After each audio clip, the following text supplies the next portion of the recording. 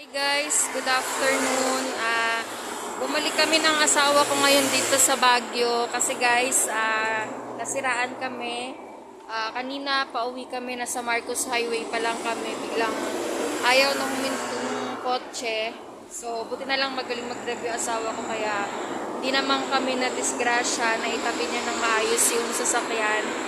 Kaya lang guys, iniwan namin yung kotse dun sa Marcos Highway kasi walang gumagawa dun ng sasakyan na mga bagong sasakyan. Kaya bumalik kami ngayon dito sa Baguio para maghanap ng gagawa.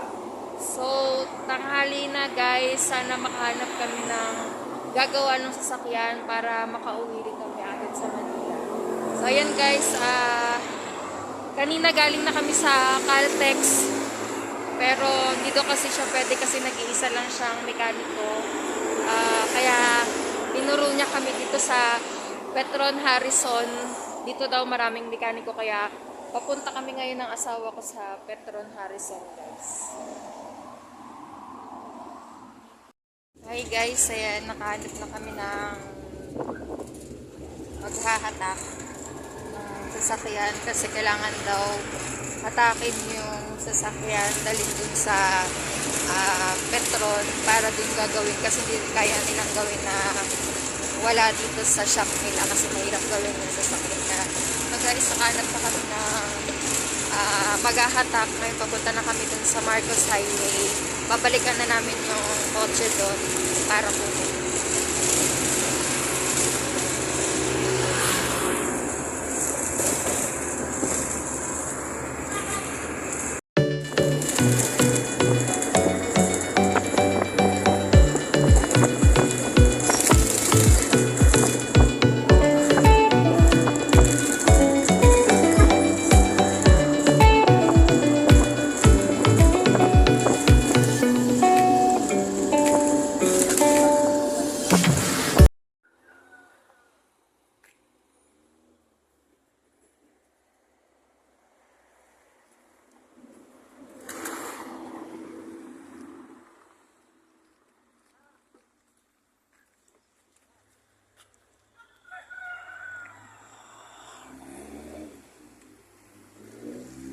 Yan guys, dito po kami nasiraan sa Marcos Highway.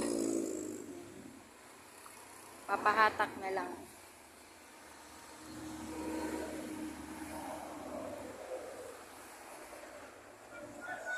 Dito po kami nasiraan sa tapat ng Pandi Gate.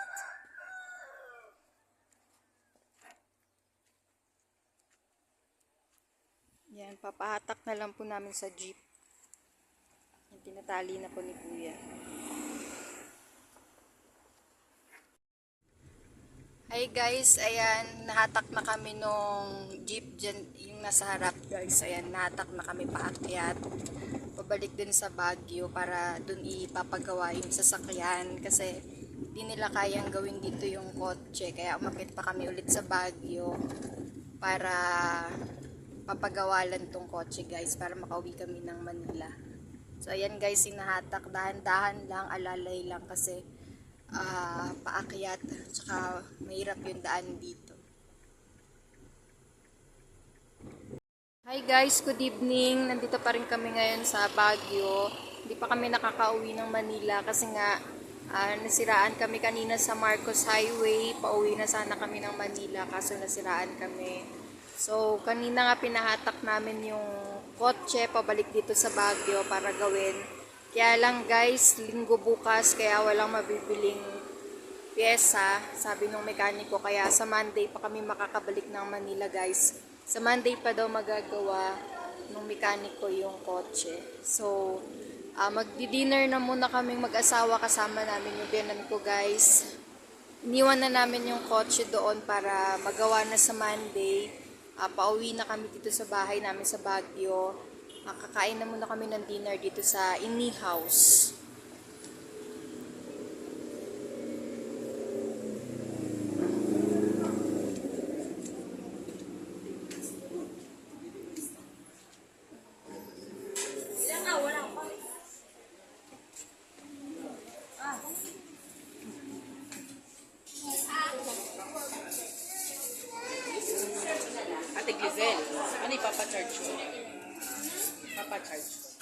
Wait lang dun, ma'am. Magkaan? Hi guys, good morning. Sunday ngayon. Pero bukas pa gagawin yung kotse kasi wala pang mabibilang piyesa ngayon. Kaya bukas pa gagawin ng mekaniko yung kotse. Ngayon guys, pinuntahan namin siya ngayon para tingnan lang yung gamit. Tsaka iniwan na namin yung susi sa mekaniko para bukas magawa niya ng maaga.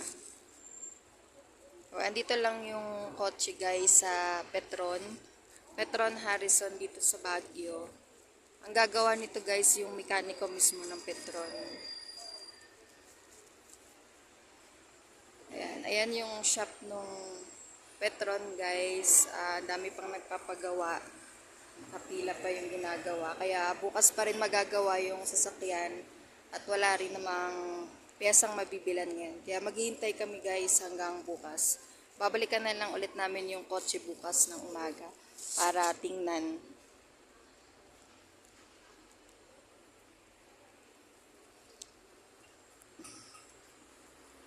Hi guys, nandito kami ulit sa Ini House kung saan kami nag-dinner kagabi. Ayan. Ngayon dito naman kami magla-lunch. So kakagaling lang namin dun sa Petron. Chinek lang namin yung sasakyan. Tapos babalikan na lang namin bukas kasi bukas pa siya gagawin. So magla-lunch kami ulit dito sa Ini House. At titikman naman namin tong baby back ribs nila. 229 per order nito guys. Only rice tapos may free na siyang drinks. Ito yung serving nila guys no baby back ribs.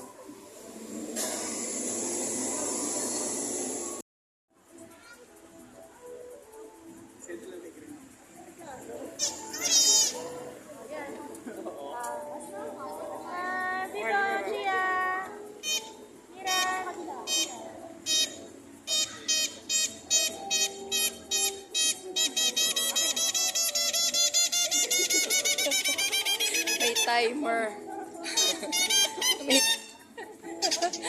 may timer siya. Hi guys, sa Baguio kami, Session Road. Ito nga pala ang green shoulder ng Session Road.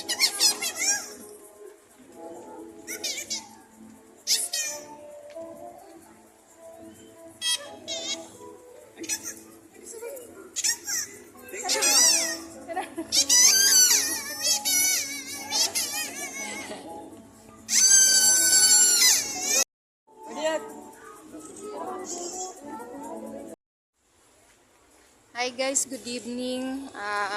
Hindi pa kami makaluwas ng Manila kasi hindi pa nagagawa yung sasakyan.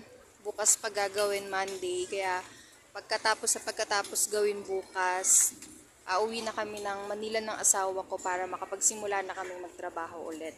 So ngayong gabi guys, pumunta muna kami dito sa night market. Yan. So, hindi pa bukas yung mga kainan dito guys kasi magna 9 pa lang ng gabi. 9 to 2 a.m. yung night market dito. So, nagpre-prepare pa lang sila para magbukas.